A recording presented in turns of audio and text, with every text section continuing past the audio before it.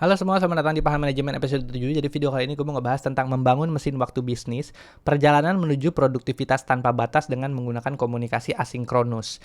Nah, oke, jadi sebelum gue masuk ke videonya, mungkin gue kasih note dulu ya. Asinkronus komunikasi yang di sini gue maksud di sini adalah komunikasi antar individu dan grup, bagaimana cara mereka berinteraksi satu sama lain gitu, yaitu ada dua kategori ya, sinkronus dan asinkronus ya, bukan masalah programming ya. Ada juga sih asynchronous communication di programming, tapi bukan itu yang mau gue bahas. Adalah lebih ke arah interaksi antar individu dan grup gitu ya, kayak gitu. Nah, spesifiknya di video kali ini gue akan ngebahas tentang lebih dalam soal apa sih yang dimaksud dengan komunikasi asinkronus, perbedaannya dengan synchronous communication, terus juga strategi dan juga manfaatnya kalau kita bisa menerapkan konsep ini di bisnis maupun di lingkungan kerja kita. So, yang penasaran, langsung aja kita masuk ke videonya ya. Oke, sebelum kita masuk videonya, pertama mungkin perkenalan dulu. Nama gue adalah Agung Sundoro. Gue adalah seorang programmer tech savvy dan content creator. Nanti di situ ada website gue juga di agungsundoro.com. Di dalamnya ada sosial media gue juga. Ya kalau mau kolaborasi, kenal-kenalan, sharing-sharing bisa lewat situ lah ya. Nah, kebetulan video ini masuk ke dalam salah satu playlist gue yang berjudul Paham, di mana Paham ini lebih berfokus ngebahas tentang masalah manajemen dan juga gimana cara kita bisa lebih produktif dan efisien saat kita bekerja. Link playlistnya ada di deskripsi di bawah. Kalau teman-teman mau tertarik sama video yang model kayak gini, bisa klik link di deskripsi di bawah ya. Anyway, gue juga encourage teman-teman yang belum subscribe, bisa subscribe dulu guys, biar gue tambah semangat lagi bikin videonya, oke? Oke, itu aja introductions-nya. Jadi langsung aja kita masuk ke dalam apa sih yang dimaksud dengan synchronous dan asynchronous communications, oke? Sebelum kita masuk asynchronous communication, kita pertama jelasin dulu apa sih yang dimaksud dengan synchronous communications, oke? Nah, di synchronous communication sederhananya itu adalah bagaimana caranya suatu individu atau grup itu bisa berinteraksi satu sama lain secara real time atau secara langsung kayak gitu. Beberapa contoh kasusnya adalah misalnya face to face meeting. Lu ngobrol nih sama duduk bareng nih sama bos-bos gitu kan, sama kolega lu di dalam satu ruangan, terus lu ngobrol, itu namanya face to face meeting. Yang kedua adalah phone call, teleponan. Bro, nanti begini tolong begini kerjain itu ini gitu ya. Yang kedua. Yang ketiga adalah video conferencing, Zoom call, Google Meet, kayak gitu-gitulah. Yang ketiga adalah instant messaging, WhatsApp, Slack, Telegram itu secara langsung ya, tapi dia maunya dibalasnya cepet, itu namanya instant messaging. Yang terakhir adalah live chat support. Jadi kalau misalnya lu ngechat tim support dalam satu website atau apaan gitu, terus itu juga termasuk salah satu contoh synchronous communication atau komunikasi yang dilangsungkan secara langsung gitu atau real time. Nah, kemudian itu sederhananya. Kemudian konsep lebih dalamnya, synchronous communication refers to type communication in which participants interact in real time. Oke, gue udah bilang tadi kan, keywordnya adalah real time, langsung. Komunikasi antara dua orang atau grup dilakukan secara langsung. In synchronous communications, all parties involved must be present and engaged simultaneously for the exchange of information to occur. This means that communication happen instantaneously with minimal delay between sending and receiving messages. Jadi, kata kuncinya adalah real time. Komunikasinya, ngobrolnya secara langsung dan dengan minimal delay antara kedua si sender, si pembicara dan juga si penerima. Itu kuncinya dari sisi synchronous communications, oke? Nah, kemudian key karakteristik dari synchronous communications itu juga ada beberapa. Yang pertama adalah real time, udah gue bilang tadi, langsung, ngobrolnya tuh secara langsung. Yang kedua adalah simultaneous engagement. Participants must be present, actively engage at the same time in order to communicate effectively. Jadi kalau misalnya lu ngomong, bisa lu telepon atau lu melakukan meeting, lu ngomong panjang lebar, tapi pas lagi setelah lu ngomong, semua orang diem, nggak ada yang kasih feedback, nggak ada yang kasih apapun gitu kan. Nah, itu agak-agak tidak efektif gitu komunikasinya. Jadi kalau misalnya synchronous communications itu biasanya mereka tuh engage komunikasinya itu berlangsung secara simultan. Jadi kalau misalnya lu ngomong, mereka juga memberikan feedback dari komunikasi tersebut kayak gitu. Itu yang karakteristik kedua. Yang ketiga, face to face or live communication. Synchronous communication can take various form. Jadi synchronous communication itu bisa berlangsung dengan macam-macam cara. Yang gue bilang tadi, ini beberapa contohnya face to face meeting, phone call, ya seterusnya, terserah lah ya. Lalu yang keempat adalah immediate feedback. Because communication happen in real time, karena komunikasi berlangsung secara langsung, participant can provide immediate feedback, bisa kasih feedback secara langsung, bisa bertanya, dan juga bisa melakukan diskusi secara langsung. Kayak gitu. Jadi kalau gue lagi ngomong, misalnya lagi meeting gitu kan, terus gue ngomong begini, ya udah si partisipasi yang lain juga bisa secara langsung ngikutin. Oh, bentar, gue nggak ngerti bagian sini deh. Tolong dong begini gitu. Nah, itu disebut dengan synchronous communications, oke? Dan yang kelima, key karakteristiknya adalah time sensitive. Synchronous communication typically involve time sensitive interaction where responses are expected promptly and without delay. Ya, biasanya minimum delay atau without delay. Jadi kalau misalnya ngomong secara langsung itu biasanya without delay. Kalau misalnya lo via misalnya video conferencing atau webinar biasanya sedikit delay karena mungkin internet koneksi atau segala macam kayak gitu. Tapi biasanya time sensitive. Kalau synchronous communication kayak gitu, oke? Itu yang dimaksud dengan synchronous communications, oke? Nah, terus lanjut lagi di sini. Kenapa sih synchronous communications ini ada masalah apa nih dengan synchronous communications ini? Kalau dari zaman dulu sampai sekarang kita selalu berkomunikasi secara sinkronus, ya kan? Dari zaman dulu nih, dari kita kecil sampai gede itu kita biasanya berkomunikasi secara sinkronus. Tapi dengan adanya pergeseran teknologi atau perkembangan teknologi yang makin pesat, sekarang itu komunikasi bisa juga terjadi secara asinkronus. Oke? Nah, misalnya kayak via recorded VA atau voice bisa voice recording gitu kan, atau juga bisa juga via email, bisa juga via recorded video, jadi video direkam abis itu dikasihin ke lu, itu juga bisa. Karena sekarang teknologinya udah sangat maju gitu dibandingin sama zaman dulu yang kita harus kalau mau ngelakuin apa-apa tuh harus ngobrol dan harus meeting secara langsung kayak gitulah ya. Nah, terus kayak gitulah. Terus kalau misalnya problemnya adalah dari synchronous communications ini adalah kalau misalnya kita terlalu banyak membawa synchronous communications ini ke dunia kerja yang sekarang. Dengan adanya teknologi, kita bisa mengefisiensikan cara kita berkomunikasi saat kita bekerja. Oke, itu dulu poinnya. Jadi asynchronous communications ini ya sebenarnya nggak ada masalah, cuman lo akan ketinggalan zaman dan lo akan bisnis lo tuh atau tim lo atau organisasi lo akan ketinggalan banget gitu. Dibandingin sama organisasi lain karena lu terlalu banyak menggunakan synchronous communication. Karena dengan menggunakan synchronous communication ini biasanya tuh lebih banyak makan waktu gitu ya. Oke, gue jelasin beberapa kekurangan dari synchronous communications ya.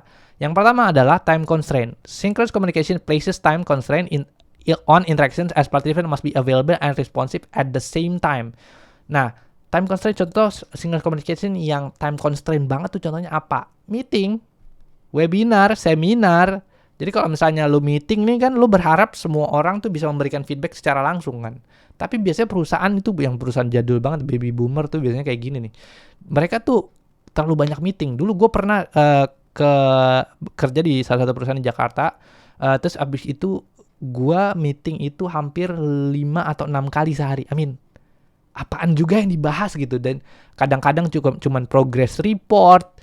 Terus abis itu kadang-kadang cuman kayak paparan nih begini, kadang-kadang juga seminar, webinar gitu. Yang menurut gua kemudian kayaknya bisa direkam deh. Nanti kita bisa nonton deh kalau emang kita perlu tonton gitu. Nah, gue pikir kayak gitu. Jadi problemnya adalah dari synchronous communication adalah komunikasi perusahaan-perusahaan itu biasanya masih jadul gitu. Konteksnya masih jadul. Mereka masih pakai synchronous communication gitu. Jadi time constraint itu masih benar-benar parah gitu. Jadi lu bayangin aja kalau misalnya dalam satu meeting ada 5 orang dalam satu meeting gitu kan. Meetingnya 1 jam. Berarti kan kita menghabiskan 5 jam waktu perusahaan untuk meeting gitu kan. Padahal sebenarnya 2 orang ini tidak perlu ada atau bisa juga meeting itu bisa dipersingkat gitu kan. Nah, kayak gitu-gitu kita bisa lebih produktif gitu dengan cara menggunakan asynchronous communication yang nanti gue ceritain ya. Oke, jadi yang pertama adalah time constraint problemnya dari synchronous communication. Yang kedua adalah context switching. Oke, di sini ada diagram lagi di sini ya. Jadi ketika kita bekerja, coba lo bayangin yang tadi gue bilang skenario yang tadi. Gue kerja nih ya sebagai waktu itu adalah gue sebagai seorang programmer dalam suatu perusahaan programmer lah ya. Nah, gue lagi kerja nih, baru sekitar sejam kerja lagi fokus-fokusnya kerja, tiba-tiba panggil meeting. Oke? Nih, misalnya gue lagi kerja, lagi bikin report, laporan bulanan, misalnya anggap aja gitu ya. Terus abis itu gue dipanggil meeting, jepret. Gue meeting, thread. Udah selesai meeting nih. Udah, kerjain lagi laporannya, reportnya kerjain lagi. Nah, ketika pas lagi mengerjain report lagi 40 menit, dipanggil lagi meeting lagi. Udah selesai meeting, gue nanti ada meeting lanjutan lagi buat yang ini ya. Meeting lagi. Baru habis itu kerjain lagi.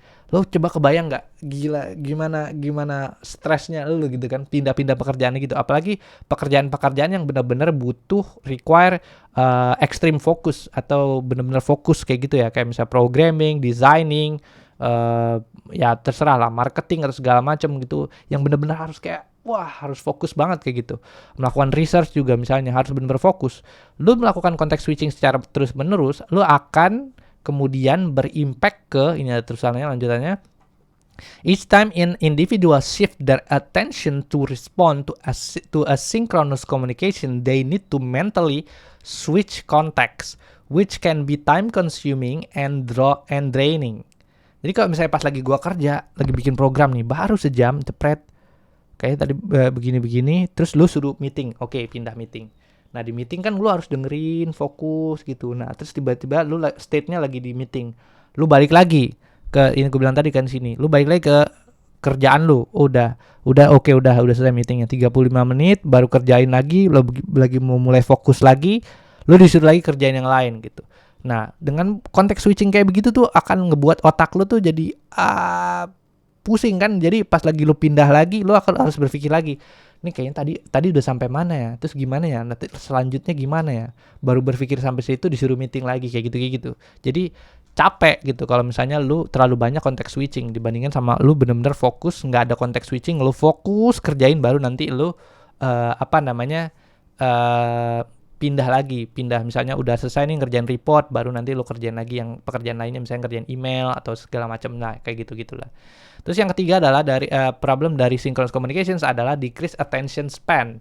The constant barrage of real-time messages and notification can contribute to decreased attention span and difficulty maintaining focus. Ini contohnya adalah real-time messages and notification. Misalnya contohnya kayak WhatsApp group. Ada gila juga tuh dulu. Ada di perusahaan gue yang itu juga sama.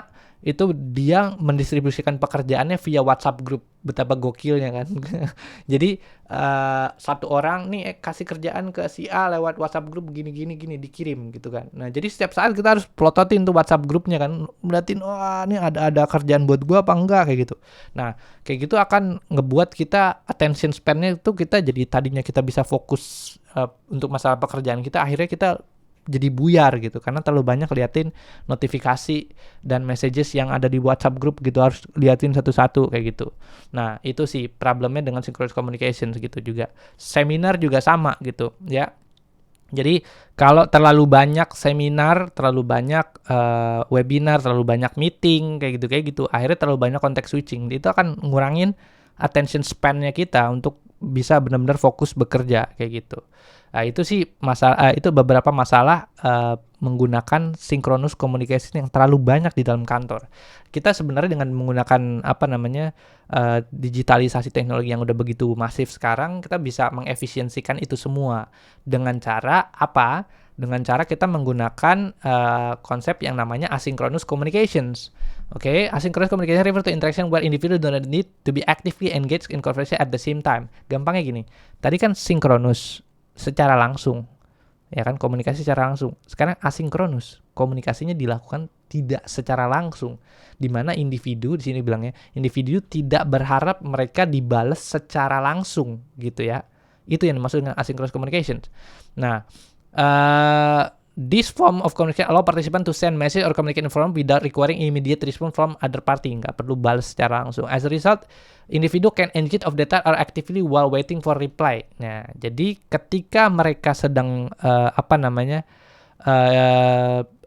kalau misalnya dengan menggunakan asynchronous communication tadi, konteks switchingnya akan jadi semakin sedikit gitu. Jadi ketika pas lo lagi kerja jebret di sini, oh ada notifikasi nih, Gung nanti tolong cek ini ya, nih ada video training baru seminar soal masalah tools kita pemrograman ini misalnya, atau ada sistem baru yang harus lu pelajarin kayak gini.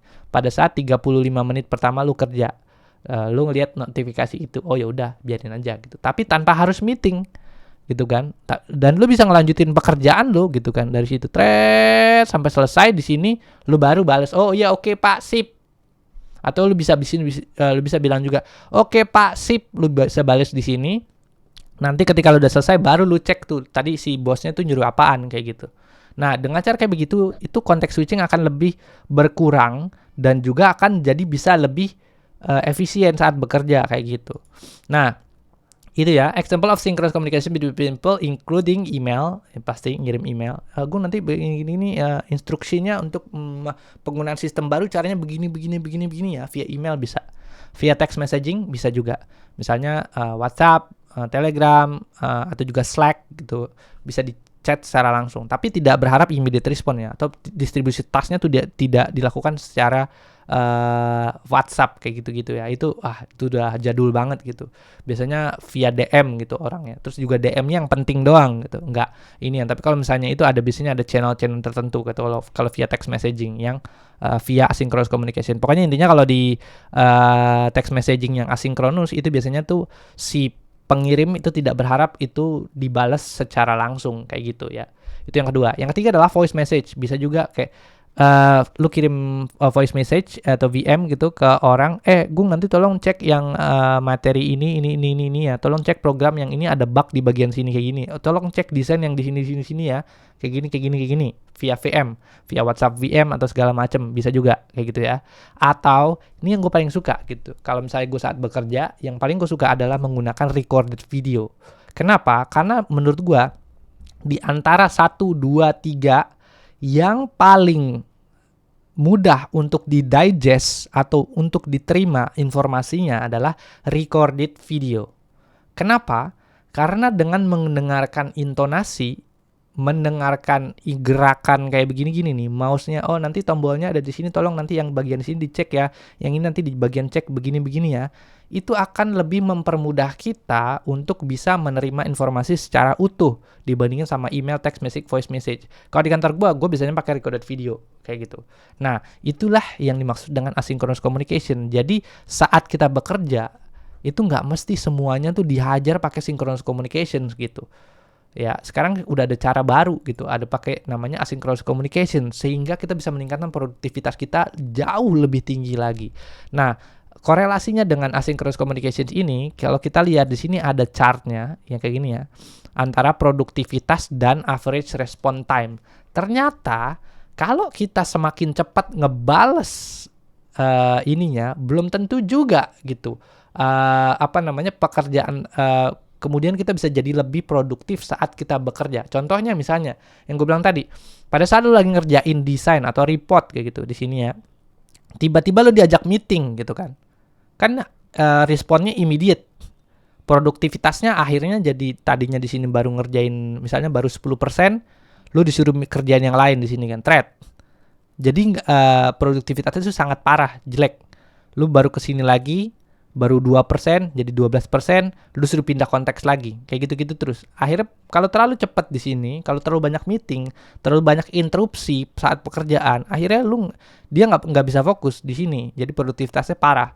Sedangkan kalau misalnya dia agak dikasih delay kayak gini nih, misalnya dia lagi ngerjain, lu kasih di sini, interupsi dikit, tapi lu nggak mesti ngerjain itu, ditunggu dulu sampai ini ya, response time-nya tungguin dulu sampai kerjaannya selesai, tapi dicek ya, bukan berarti kita kalau misalnya ada orang nge-DM kita tuh tapi ya udah bodo amat gitu, enggak juga.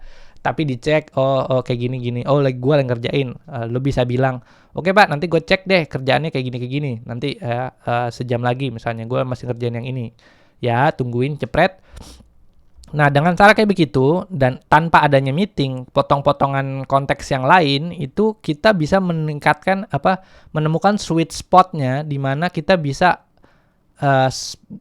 tetap sangat produktif dan juga bisa responsif, atau rata-rata waktu respons kita juga tetap sangat responsif kayak gitu. Nah, jadi itulah penggunaannya atau mix and match-nya antara synchronous communication dan juga asynchronous communication. Jadi sekarang udah ada metode baru nih guys, namanya asynchronous communication dan lu harus pakai nih kayak gitu ya. Jadi buat bos-bos yang jadul-jadul udah deh ajarin deh kayak ginian konsep ini ya supaya lu juga kerjanya juga di kantor lu jadi lebih enak gitu. Kayak gitu sih. Nah, itu ya. Jadi kalau di kantor gua pakainya asynchronous communication dengan menggunakan recorded video kayak begini gitu. Nah, contohnya seperti kayak gimana sih contohnya gitu ya. Ini ada perbedaannya synchronous ya, tadi gua udah bilang perbedaannya itu ya, synchronous itu meeting dan live stream, asynchronous itu biasanya pre-recorded atau recorded video. Nah, di sini gua akan kasih contoh videonya ya. Nah, oke. Sekarang masuk ke sini, ya ini dia contoh videonya ya. Jadi di sini adalah bagaimana caranya ada aplikasi namanya Loom ya. Bagaimana si aplikasi ini kemudian bisa mereplace meeting gitu. Nah, misalnya dia mau memberikan si mbak-mbaknya ini mau memberikan suatu paparan gitu, atau mau mau memberikan status report gitu via status report meeting biasanya kan. Nah kayak gitu. Nah ini. Hi there. My name is Lauren from Loom, and in this video, I want to walk through how you can replace a 30-minute meeting with a 3-minute Loom. So at the moment, asynchronous communication might be something like kayak gitu. Nah nanti ini virtual sama dari instead of melakukan meeting, kemudian kita bisa nonton aja videonya. Gue nanti ada kayak gini, tolong ya si Anu abis memberikan paparan, tolong nanti dicek gitu. Nah instead of melakukan meeting gitu, tontonin gitu, kita harus pikirin gitu. Nah kita bisa nonton kayak ginian, jadi lebih cepet gitu kan, kayak gitu. Terus juga lainnya juga ada juga contoh lainnya, misalnya melakukan presentasi via Loom, hampir sama kayak gini. Kalau ini paparan, kalau ini mungkin presentasi, memberikan seminar, webinar yang panjang kali ya tinggi, atau contoh-contohnya misalnya kayak tombol-tombol tutorial coding, tutorial design, tutorial apa yang harus diberikan dari atasan ke senior ke bawahan misalnya, atau memberikan feedback gitu. Ada banyak ya contoh-contohnya ya. Misal asynchronous communication, misalnya contohnya adalah ini ya, status update gitu. Pekerjaannya udah sampai sini kayak gitu. Itu bisa dilakukan via asynchronous communication. Jadi nggak perlu meeting, capek banget gitu meeting kan. Nah kayak gitu. Sini misalnya status update gitu. Nah terus habis itu deliver feedback with Loom. Jadi kalau misalnya nih ada pekerjaan kayak begini gitu, terus harus di meetingin dulu. Waduh capek banget sumpah. Langsung aja gitu. Oh ini ada pekerjaan begini, terus lu mau kasih feedback, langsung aja rekam video. Habis itu dari situ lu bisa kasih feedback di situ. Terus yang ketiga ada penggunaan Loom untuk internal communications. Misalnya kalau tektokan satu sama lain. Nah, ini juga bisa digunakan untuk perusahaan-perusahaan yang remote ya, yang feedbacknya tuh beda time zone segala macam. Itu bisa komunikasi antar berbeda time zone tuh bisa dilakukan dengan menggunakan pre-recorded ini. Terus juga memberikan code review gitu kan. Kayak kurang begini, design review. Pokoknya banyak deh caranya kayak gitu ya. Nah itulah kurang lebih perbedaan antara asynchronous dan asynchronous dan beberapa contoh asynchronous communications ya. Jadi kalau asynchronous tuh, kalau yang gue favoritnya adalah menggunakan video. Kalau synchronous ya tadi paling meeting lo bentar-bentar meeting, bentar-bentar live stream, webinar, seminar, aduh capek banget sumpah kayak gitu kalau misalnya kita kerja kayak gitu terus gitu ya. Nah beberapa vendornya untuk yang asynchronous communication itu biasanya kalau untuk pembuatan video ya, itu bisa pakai Loom yang tadi gue ceritain contohnya, bisa pakai ini bentar gue ScreenRec namanya. Terus ada Snagit, ada Camtasia, ada OBS Studio, terus ada juga ya kalau misalnya kita on budget lagi agak-agak ngirit gitu di dalam satu perusahaan, kita bisa pakai sistem recordingnya Windows atau tergantung OS-nya ya, Windows atau Apple, ngerekam video tutorial kita sendiri nih. Oh caranya begini, feedbacknya begini. Nanti kemudian kalau gua sih itu bisa juga diupload ke file sistem perusahaan atau cloud perusahaan, misalnya kayak Google Drive, paket Dropbox perusahaan gitu misalnya. Jadi rekam dulu videonya lalu upload ke Google Drive atau via Dropbox tadi itu untuk bisa di-share ke teman-teman yang lain. Jadi teman-teman yang lain bisa nonton videonya. Atau mungkin ada kalau sistem-sistem cloud lain, misalnya kalau yang open source misalnya kayak Nextcloud kalau di perusahaan, misalnya ada yang juga pakai file browser. terserah lah kayak gitu, macam-macam kayak gitu kalau yang ada yang on budget ya. Tapi kurang lebih vendor caranya sama, yaitu melakukan pre-recorded video. Itu yang paling favorit ya, yang biasanya gue juga pakai saat gue bekerja, saat gue bekerja kayak gitu. Nah itu sih.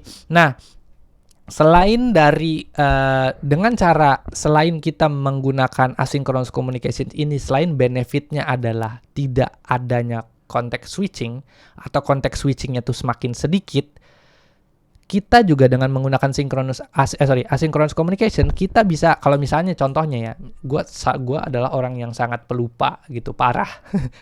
Ya kalau misalnya gue dikasih paparan gitu, meetingnya cuma sekali gitu.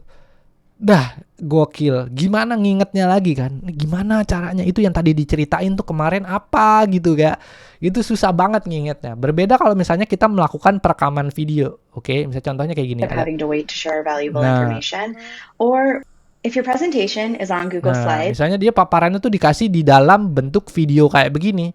Nah, itu akan lebih enak. Jadi gue bisa ulang lagi. Oh, dia ngejelasinnya kayak gimana ya? Tadi gue kayaknya ada yang lupa deh, begini. Nah, kayak gitu. Jadi mempermudah orang lain juga untuk bisa mendigest information dan mengulang informasi yang mungkin mereka lupa dulu gitu. Jadi mereka nggak akan lupa karena bentuknya adalah udah digital format kayak begini. Itu ya keuntungan kedua. Selain hilangnya konteks switching atau meminimalisir konteks switching, yang kedua adalah mempermudah team member untuk bisa mengingat lebih lama dan lebih mudah untuk diakses gitu ya, yang kedua. Lalu yang ketiga sesuai judulnya adalah kita bisa membangun mesin waktu. Oke. Sekarang gini, gue kasih contoh skenario-nya. Misalnya ya, dalam satu meeting atau dalam satu perusahaan ada 5 orang dan mereka meeting selama 1 jam. Artinya perusahaan mengeluarkan 5 jam waktu perusahaan, karena setiap orang ikut sejam untuk membuat setiap karyawan itu tuh hadir di dalam meeting tersebut. Cost-nya berapa? Hitung aja coba. Ya kan, gaji karyawannya berapa dikali 5, tepret. Nah, silahkan hitung ya. Per jamnya berapa dikali 5. Nah, kayak gitu. Nah, cost-nya tuh sangat tinggi. Problemnya adalah dengan kalau misalnya kita melakukan meeting, kita tidak bisa, misal contohnya dalam 1 jam meeting, misalnya nih, si orang ini lagi memberikan paparan gitu kan, cepret dalam 1 jam. Kita nggak punya remote waktu gitu ya. Jadi bisa nggak kita pause, kayaknya bagian ini nggak penting, kita loncat aja ke bagian akhirnya. Nih, 45 menit kemudian ini bagian akhirnya yang gue butuhkan, yang penting tuh cuman ini gitu kan. Nah, kita nggak punya remote itu. Ya kan, kita nggak punya tombol remote itu untuk mempercepat meeting itu gitu kan. Sehingga waktu 5 orang tadi itu tidak tertahan karena 1 orang, karena 1 jam meeting itu tadi. Makanya meeting itu sangat-sangat tidak efisien kayak gitu ya. Nah, kayak gitu. Nah, jadi dengan cara kita menggunakan asynchronous communication, kita bisa akhirnya nih misalnya tadi, di bagian sini sampai sini dia nggak di 15 menit atau 20 menit pertama dia cuman ngomong yang saya hormati ini itu apaan dah, nggak penting gitu, dengerin saya hormati apa poin atau message yang mau kita terima tuh apa gitu kan. Jadi kita bisa skip ke bagian yang kita butuhkan aja. Oh, gue butuh di bagian sini. Itu bisa di skip sama 4 orang yang lainnya. Yang 1 orang tadi memberikan paparan kan, 4 orang lainnya bisa nge-skip. Oh, gue butuh informasi bagian sini doang. Akhirnya 4 orang ini cuman membutuhkan waktu 15 menit untuk mendigest informasi yang tadi misalnya 1 jam yang diberikan sama orang ini kayak gitu. Nah, itu akan lebih produktif kan artinya kayak gitu. Kita bisa membuat mesin waktu kita dengan cara kayak begitu. Nge-skip, oke? Nah, yang dengan membangun mesin waktu itu yang pertama caranya adalah nge-skip. Yang kedua adalah kita bisa juga menggunakan yang namanya playback speed technique. Ini gue udah bikin videonya, nanti gue akan taruh di link deskripsi di bawah, di mana kita bisa nggak kadang-kadang kalau misalnya kita meeting itu biasanya ada orang yang kayak ngomongnya, iya jadi hari ini kita akan, baby boomer banget kan. Saya akan memberikan paparan mengenai, lama banget habis waktu kita kan gitu. Nah, kayak gitu. Dengan menggunakan asynchronous communication, kita kemudian bisa menggunakan yang namanya playback speed technique. Nah, ini ada penjelasannya playback speed technique. Sebenarnya gue udah ada bikin videonya ya. Nanti mungkin kalau misalnya mau lebih detail tentang masalah playback speed technique, nanti bisa klik link di deskripsi bawah. Ini ada beberapa toolsnya yang ada di video tersebut gitu, biar gue nggak ngulang, oke? Nah, playback speed technique typically refers to the ability to adjust the speed at which audio or video content is played back. Sederhananya, kalau misalnya kita lagi, sederhananya saat kita melakukan kayak gini, kalau menggunakan asynchronous communication, akhirnya ini kan you can either kayak gini ya. Hi there, I'm Destiny from Loom. I'm going to walk you through recording a presentation. Semuanya. Because it can be impossible to get everyone's calendars to lama. align. Yang lama nggak sih? Lama nih orang ngomongnya kesel gitu kan. Nah, di sini ada tombolnya playback speed. Nah, ini kita bisa naikin jadi 2 misalnya. Tergantung kita enaknya gimana. Kalau gue biasanya antara 1,7 atau 2. 1,7 misalnya. We either end up having to wait to share valuable information, ini nggak enak. or 2, we end up misalnya sharing it via email or Slack, where it can come across as confusing and we aren't misalnya really able to express ourselves. Recording our presentations instead can eliminate these problems. It can help us save time, and it can ensure the delivery is exactly how we planned it. This is why I choose to use Loom to record my presentations, and it also allows my teammates to... Nah, jadi kayak gitu. Jadi ngomongnya akan bisa jadi lebih cepat gitu. Gitu. Sorry, ini gue bikin ada extensionnya di sini ya. Mungkin kalau mau lebih detail bisa nonton video yang playback speed technique ya, untuk bisa ngecepetin gitu. Tapi sebenarnya kalau umumnya pakai mencet tombol ini aja bisa lebih cepat kayak gitu. Nah, dengan caranya kita menggunakan PST atau playback speed technique itu, kita bisa mendigest informasi. Dulu gue pernah dikasih training video itu sekitar 8 jam.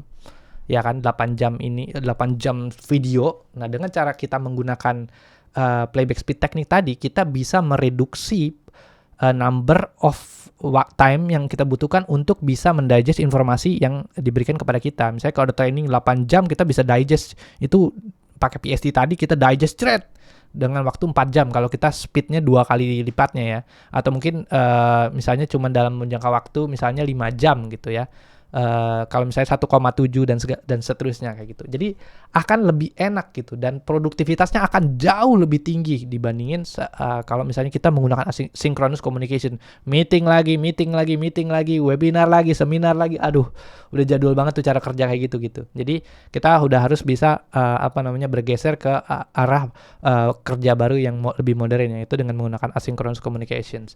Nah, kemudian gue mau cerita juga soal masalah communication stack.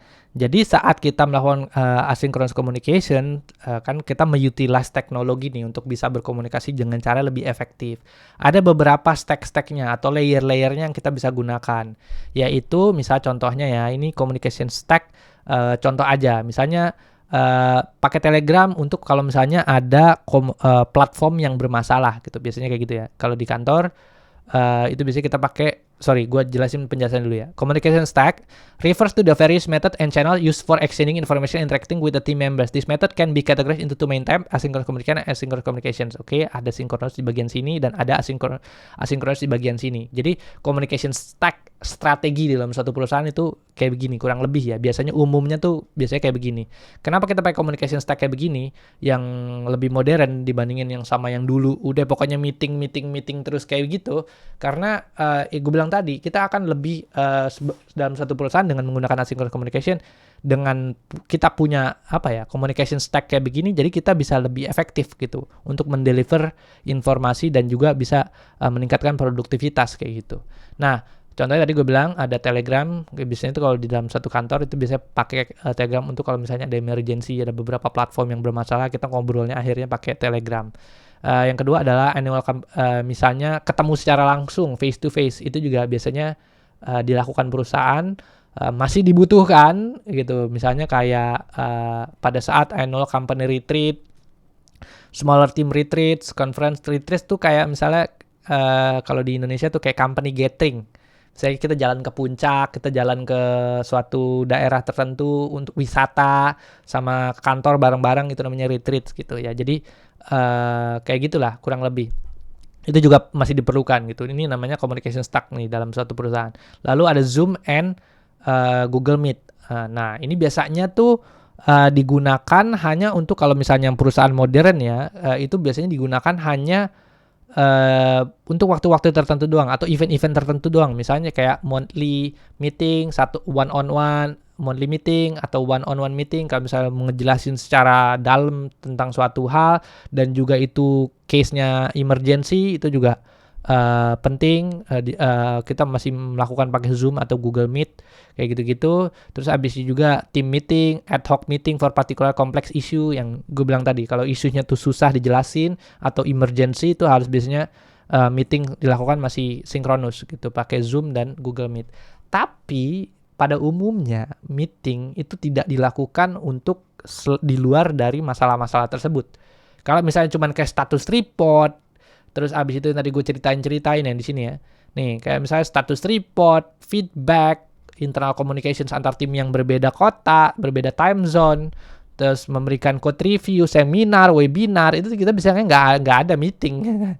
Itu semuanya biasanya pre-recorded dengan menggunakan tool asynchronous. Oke, gue jelasin yang ini dulu ya.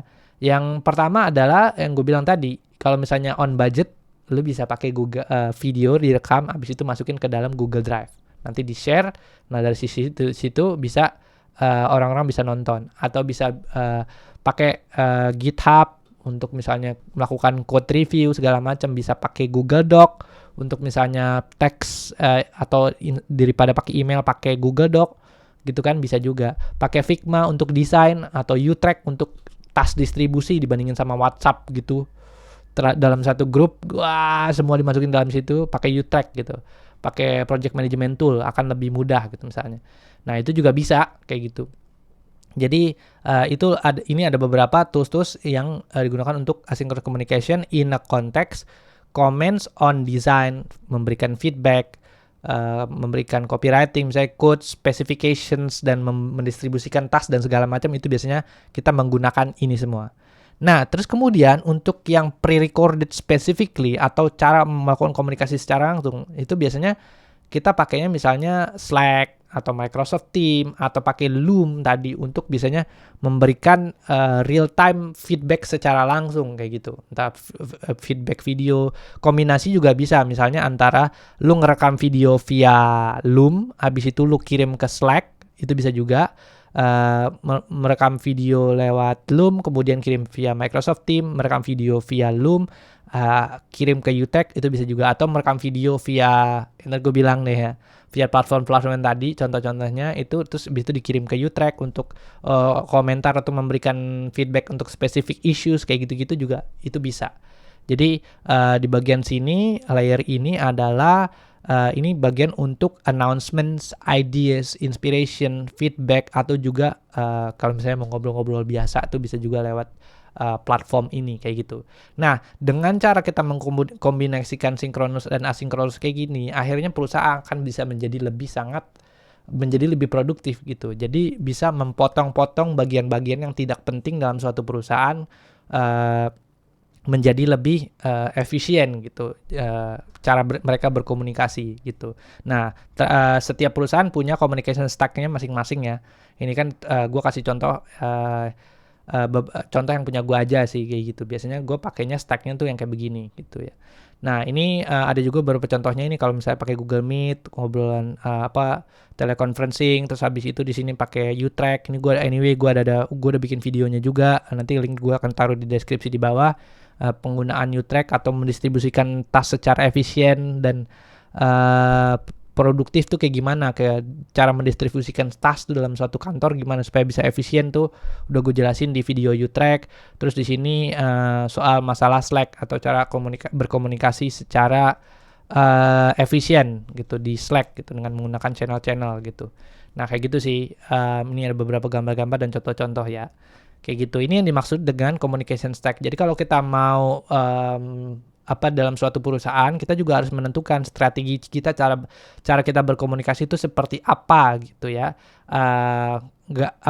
Nggak semua harus dibentuk dalam bentuk asinkronus semua gitu. Tapi ada waktunya juga kita harus melakukan komunikasi secara sinkronus gitu. Kenapa kayak gitu? Ya karena kalau misalnya semuanya dihajar secara asinkronus, nanti juga kita akan perusahaannya juga gue bilang tadi bermasalah dari sisi produktivitas karena banyak hal-hal yang tadi gitu kan. Nah kalau misalnya kalau misalnya asinkronus semua juga nanti nggak akan orang-orang tuh, nanti gua akan ceritain lagi. Orang-orang di dalam perusahaan tuh nggak akan punya feel-nya, kerja tuh ya kayak robot aja kayak gitu. Nah oke, gitu ya. Kurang lebih layer-layer masalah communication stack yang kita perlu bikin kalau mau mengimplementasikan asynchronous communication di dalam perusahaan kita gitu. Lanjut lagi, ada juga yang dimaksud dengan kenapa kita masih membutuhkan synchronous communication. Nah, kan tadi udah gua kasih glimpse-nya sedikit masalah di sini, kenapa sih layer ini tuh masih dibutuhkan gitu. Ya karena ini ada beberapa alasannya. Yang pertama adalah real-time collaboration. Synchronous communication enable immediate interaction and real-time collaboration among team member.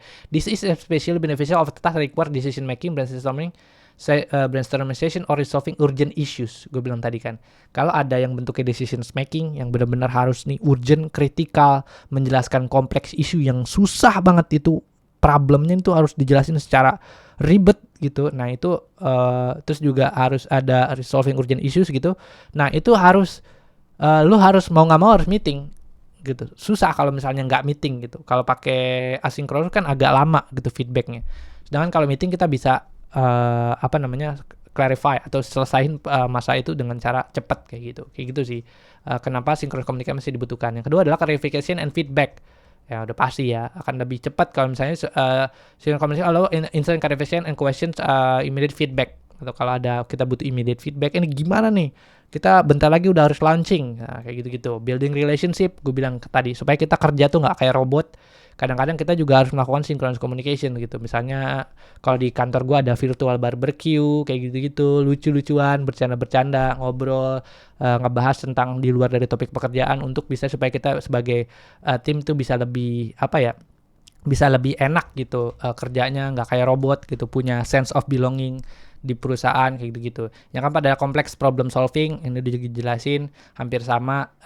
Terus abis itu crisis management, again kalau misalnya ada hal-hal yang urgent gitu tetap harus dijelasin.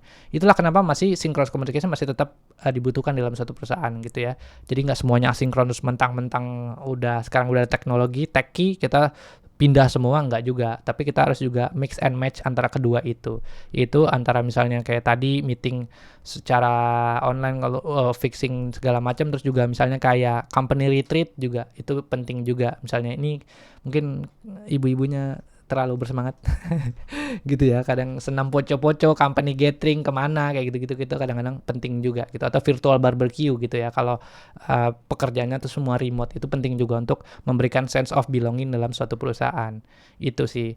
Lalu kemudian lanjut lagi adalah bagaimana cara kita bisa mengimplementasikan asynchronous communication di dalam perusahaan. Yang pertama adalah selalu over communicate. Jadi kalau pas lagi biasanya kita kalau misalnya face to face secara langsung, Gung, ntar lu ngerjain ini ya. Kalau kita nggak ngerti, kita bisa tanya secara langsung. Tapi kalau misalnya asynchronous communications, gimana caranya? Kalau lu cuma bilang, Gung, ntar lu kerjain ini ya. Nggak bisa. Lu harus over communicate. Jadi over communicate itu maksudnya adalah when sending a message include as much information as possible. Visual things with a screenshot or screen recording app like be clear about what you need from other person, what deadline is, a few extra minutes adding details and editing for clarity on the front end can save days of. Nah gini ya, ini contohnya. Jadi sebenarnya yang dibutuhkan adalah berikan informasi sebanyak-banyaknya saat lu kirim pesan ke dia. Contohnya adalah misalnya kasih screenshot, kasih screen recording, tadi kan misalnya kayak via Loom atau via lewat platform-platform lainnya kayak gitu-gitu ya. Terus juga clear apa yang lu butuhkan dari si orang tersebut. Gue butuh lo untuk melakukan review ini gitu. Terus juga sebelum lo kirim, lo pikirin dulu kayaknya nih ada yang kurang lagi nggak, ada informasi lagi nggak yang gue harus tambahin supaya nih orang itu mudah untuk mengerti dan mudah untuk memberikan feedback atau memberikan respon. Kayak gitu, selalu over communicate. Itu yang pertama. Jadi caranya untuk bisa melakukan asynchronous communication secara efektif adalah dengan cara begitu. Itu yang pertama. Yang kedua adalah plan ahead to give people time to consider your message gitu ya. For example, I want to finish this in 2 days and would like to, I need your feedback in the next hour kayak gitu. Jadi selain kasih lu overtime, over communicate, kasih juga deadline-nya. Misalnya, Pak, saya butuh ini 3 hari lagi. Pak, saya butuh ini 3 jam lagi. Tolong nanti dicek ya. Kasih due date. Jadi misalnya lagi ngerjain apa-apa, bla bla bla bla bla bla. Jadi dia tahu, oh kalau misalnya 3 hari lagi, gue bisa nunggu sampai nanti malam.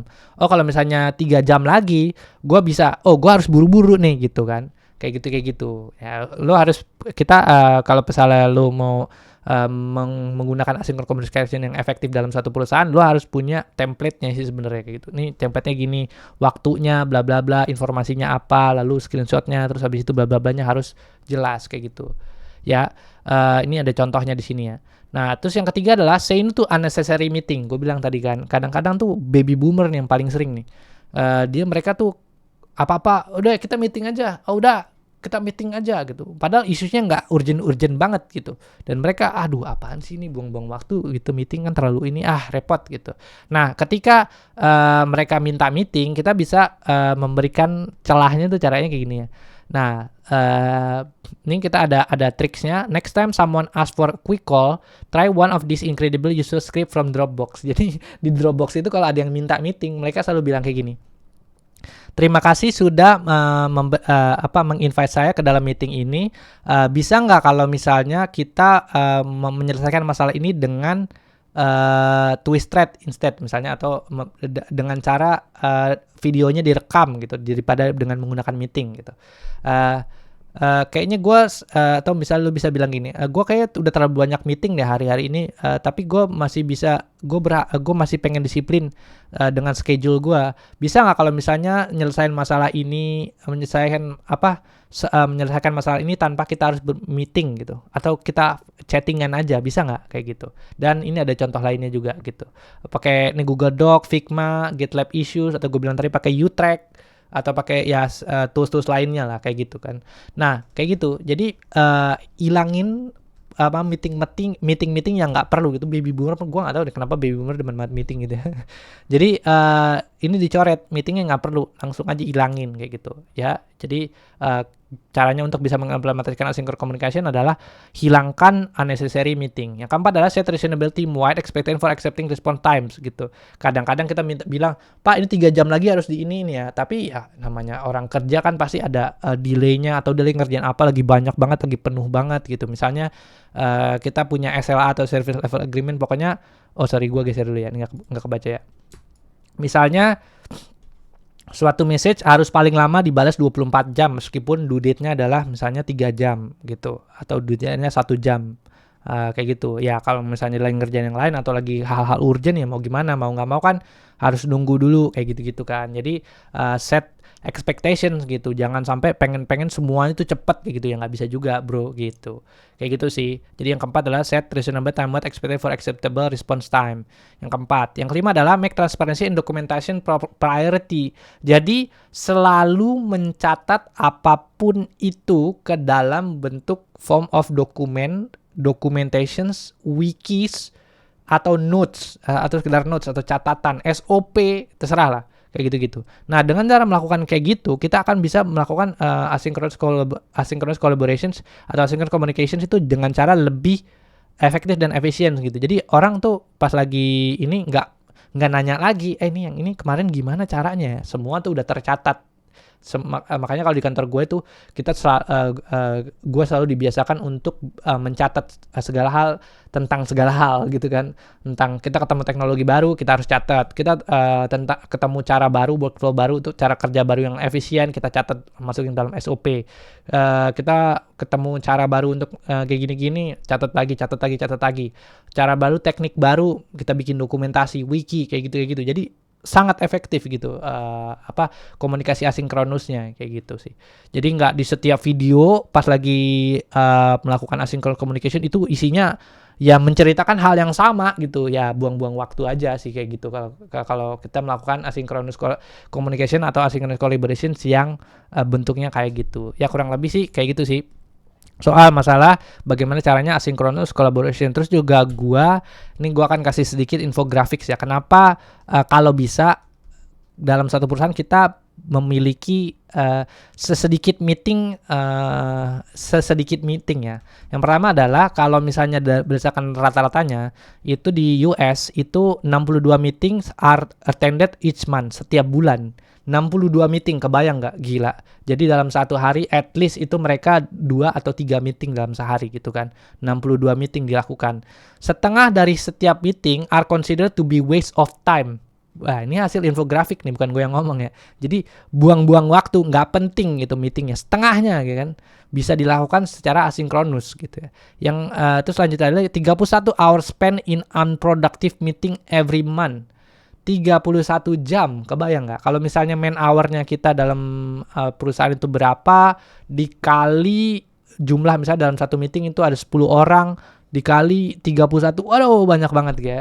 Terus itu dikali-kali semua, nah ini ya hasil infografiknya adalah in the US alone 37 billion dollar is lost each year due to unproductive meeting. Jadi kalau bisa ya jangan pakai meeting, pakai asynchronous communication gitu. Tapi kecuali kalau urgent banget baru meeting itu. Jangan sampai kita penuh gitu meetingnya tuh terlalu banyak, sehari 2, sehari 3 gitu, nggak produktif semua, ya nggak berguna gitu. Jadi kalau bisa kurangin sebanyak-banyaknya meeting yang nggak penting tuh kita kurangin gitu ya. Jadi kayak gitu. Ini yang hasil dari infografik, bukan gue yang ngomong ya. Jadi meeting itu tuh kebanyakan sih unproductive gitu. Tapi again kita harus juga bisa menyesuaikan gitu ya. Apakah jangan supaya kita juga kerja nggak kayak robot gitu, nggak berdasarkan hasil grafis ini ya, nggak kayak robot gitu. Jadi semuanya kita kerja terus semua komunikasi secara asinkronus. Jadi akhirnya kita kerja nggak punya sense of belonging. Jadi kita harus temukan balance gitu antara kerja dengan menggunakan asynchronous communications dan juga synchronous communication, kayak gitu sih. Jadi itulah caranya ya teman-teman semua, gimana caranya kita bisa mengutilize, menggunakan asynchronous communications untuk bisa lebih produktif dan juga kita bisa membangun mesin waktunya kita di dalam suatu perusahaan gitu. Kalau ini diterapkan di dalam perusahaan, itu akan sangat berguna banget dan jempol. Pasti produktivitas kita dalam suatu perusahaan akan meningkat. Well-being-nya kita juga akan lebih makmur gitu kan, karena kita nggak terlalu banyak context switching, kita nggak jadi stres gitu dalam saat bekerja kayak gitu. Nah kurang lebih itu sih yang gue pengen share sama teman-teman semua. Gue pengen tahu juga kalau misalnya memang teman-teman ada juga yang menerapkan asynchronous communications ini di kantor, kira-kira apa sih konsepnya di kantor teman-teman, atau teknik, mungkin ada teknik-teknik baru nih di kantor teman-teman yang seru, mungkin kita bisa diskusikan, bisa komentar di kolom komen di bawah ya. Oke, segitu aja mungkin teman-teman videonya. Kalau misalnya suka sama videonya jangan lupa untuk share, like, sama komen juga. Terus again subscribe juga kalau suka sama videonya. Gitu aja videonya. Thank you semua. Yuk, bye.